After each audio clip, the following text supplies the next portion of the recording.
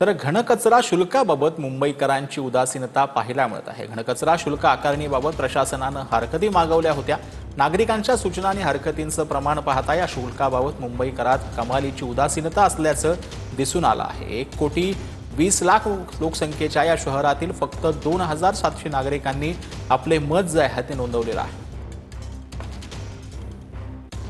घनकचरा शुल्काबाबत मुंबईकरांची उदासीनता आपल्याला पाहायला मिळत आहे। मी सध्या मुंबई पालिकेसमोर आहे। आपण पाहू शकतो की घनकचरा व्यवस्थापन शुल्क आकारणीस मुंबई पालिकेने स्थगिती दिली होती। मात्र शुल्क आकारणीबाबत नागरिकांना सूचना व हरकतीचे प्रमाण पाहता या शुल्काबाबत मुंबईकरात कमालींची उदासीनता असल्याचे दिसून आले आहे।